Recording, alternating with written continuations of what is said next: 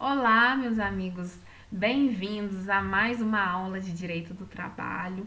Estamos aqui já caminhando para o fim da nossa análise da extinção do contrato de trabalho. Agora falaremos um pouquinho sobre a culpa recíproca, que é uma modalidade bem curtinha de extinção do contrato de trabalho, a penúltima que estamos analisando. E a culpa recíproca nós veremos que é quando tanto o empregador quanto o empregado não causa a extinção do contrato de trabalho. Ela é uma hipótese que deve ser reconhecida pela Justiça do Trabalho, tá? E ela é uma hipótese que faz com que algumas das verbas rescisórias seja pela metade, 50%, do que seria se não houvesse ali essa reciprocidade, né, de culpa. O que é a palavra, qual que é a definição da palavra recíproca?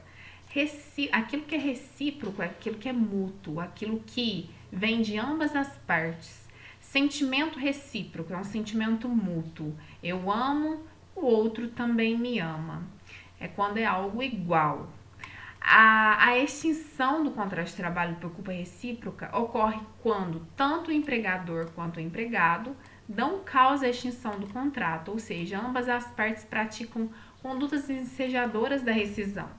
E assim como na rescisão indireta, esta modalidade de extinção contratual envolve decisão judicial que reconheça a culpa recíproca. E nós vamos ver, pessoal, que no pedido de demissão e na demissão sem justa causa, não há ali uma culpa, uma falta grave. Simplesmente, no pedido de demissão, o empregado não quer mais prestar serviço sem um motivo justo ali, e na demissão sem justa causa, o empregador não quer mais o serviço daquele empregado sem um motivo também justo. Agora, na demissão com justa causa e na rescisão indireta, há ali uma culpa de uma das partes. Na demissão com justa causa, o empregado deu culpa àquela extinção do contrato de trabalho, né, cometeu uma falta grave, e na rescisão indireta, o empregador deu culpa àquela extinção do contrato de trabalho, né? Ele cometeu uma falta grave. Então, há ali uma culpa apenas de uma das partes. Agora, quando a culpa é de ambas as partes, aí é a culpa recíproca. E nós vamos ver que quando há ali a culpa recíproca, não é justo que, por exemplo, vimos que numa das a verba rescisória da demissão com justa causa, né? Quando o empregado comete uma falta grave e ali há a demissão com justa causa, aquele empregado não recebe nada dos 40% do FGTS, da multa, né? Agora, quando é uma demissão sem justa causa ou uma rescisão indireta, que são as verbas são iguais nesse caso, o empregado recebe 40% da multa do FGTS. Por quê? Porque ele não teve culpa, né, daquela demissão que aconteceu, daquela extinção do contrato de trabalho, né? Na demissão sem justa causa, nenhuma das partes teve culpa. Agora, na rescisão indireta, apenas o empregador teve culpa. Então, é 40% do FGTS, da multa do FGTS. Agora, e quando é culpa recíproca? Ambas as partes teve culpa. Então, não é justo que fique sem esses 40%, né? Totalmente sem, porque o empregador teve culpa ali um pouco. Mas também não é justo que seja os 40%, não é? Porque o empregado também tem uma parcela de culpa. Então, para que fique justo, o empregado não recebe os 40%, mas o empregador também não fica sem pagar os 40%. E o que chegou na conclusão, legislador? Então, recebe a metade, 20%. E também outras verbas, nós vamos ver que aviso prévio, 13º proporcional e férias proporcionais serão tudo pela metade, tá? A única coisa que será inteira vai ser o saque do FGTS, o saldo de salário e férias vencidas. O restante vai ser tudo pela metade. E essa questão da multa da FGTS dos 20%, né, que é metade de 40%, não é a doutrina quem está inventando ou eu quem estou inventando. é a própria lei do FGTS que prevê isso, ó. Como a culpa recíproca subentende culpa de ambas as partes, a lei do FGTS prevê indenização de apenas metade do valor devido no caso de demissão sem justa causa. Igual eu disse, no caso de demissão sem justa causa, que não há culpa ali de ninguém, ou da rescisão indireta, que há culpa apenas do empregador, o empregado recebe os 40% do FGTS. Como aqui há a culpa de ambos, nada mais justo de que partir pela metade. O empregador perde a metade do que teria direito e o empregador paga a metade, né? E o empregado recebe a metade do que teria direito.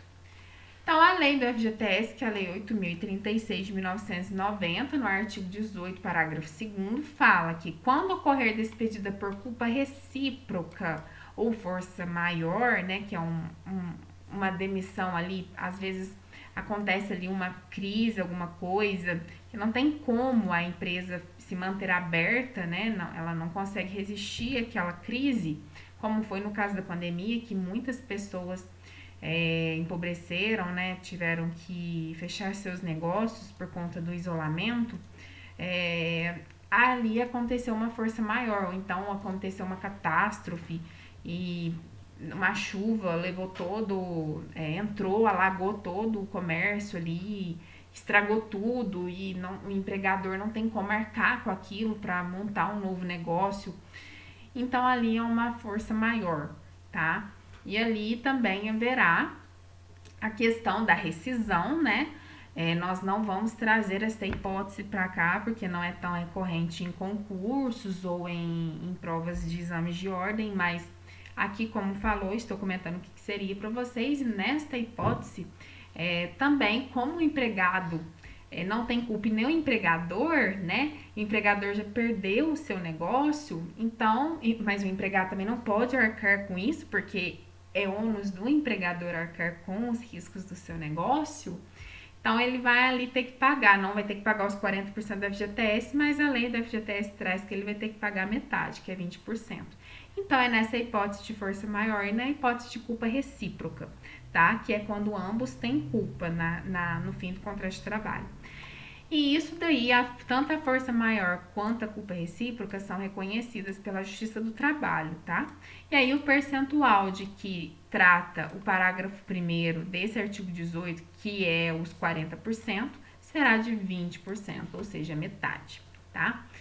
E aí autoriza-se o saque do FGTS, mas não há direito a seguro-desemprego, tá bom? Então, a súmula 14 do TST fala da questão das verbas rescisórias.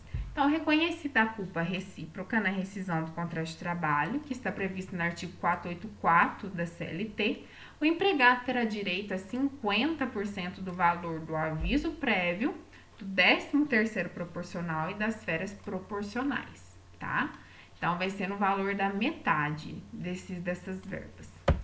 E aí, então, o que ele vai levar de verbas rescisórias? Saldo de salário, que será inteiro, os dias trabalhados no mês da saída vai ser inteiro, recebido inteiro, férias vencidas com 1/3. Agora, o que vai ser 50%? Vai ser as férias proporcionais, porque são férias que ainda não se completaram o período aquisitivo. 50% do aviso prévio, tá? Porque ele teve culpa ali, né, naquela extinção, então também não vai receber o aviso inteiro indenizado, mas vai receber a metade. E 50% do 13º, que também o 13º é tipo uma a gratificação natalina, né? A antiga gratificação natalina e ainda é chamada assim. Então, como é uma gratificação, e o empregado também deu causa a essa extinção do contrato de trabalho, o empregador também, então vai ser de 50%. E a multa de 20% do FGTS, que nós vimos na Lei 8.036, que é pela metade dos 40, né? Então dá 20%, e o saque do FGTS não tem direito ao seguro-desemprego. Não tem direito ao seguro-desemprego. Então, pessoal, é isso, a culpa recíproca. Eu quero ler aqui para vocês o artigo 484, tá? O que fala esse artigo 484? Peraí, Ctrl F.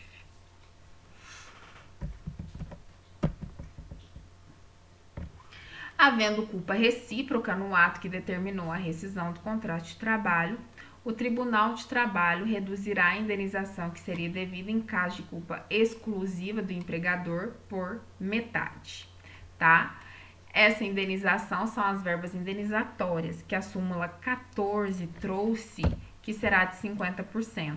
E o que é? Aviso prévio, 13º salário proporcional e férias proporcionais. O restante, que já é algo que o próprio empregado já adquiriu, que é os dias trabalhados, saldo de salário e férias vencidas, serão inteiros. O saque do FGTS, inteiro. Não tem direito de seguro-desemprego e o restante, tudo 50%. Férias proporcional, 50%, aviso prévio, 50%, 13º, 50% e FGTS, a multa do FGTS, de 40% cai para 20%, metade. Então, pessoal, é isso. Espero que tenham gostado dessa aula de culpa recíproca, uma aula mais curtinha. Aproveitei e trouxe outros assuntos, quis também fazer uma revisãozinha nessa até questão de definição das outras demissões, né, das outras rescisões que vimos, né, até mesmo para comparar essa que estamos vendo, né, que aprendemos da culpa recíproca, e também falamos um pouquinho da força maior, tá, que não é algo tão recorrente em provas, mas como a lei do FGTS trouxe, então defini um pouquinho para vocês. Espero que tenham gostado. Próxima aula de extrato para finalizarmos esta parte teórica de extinção do contrato de trabalho e depois bastante questões. Espero vocês na próxima aula. Um grande abraço. Até mais.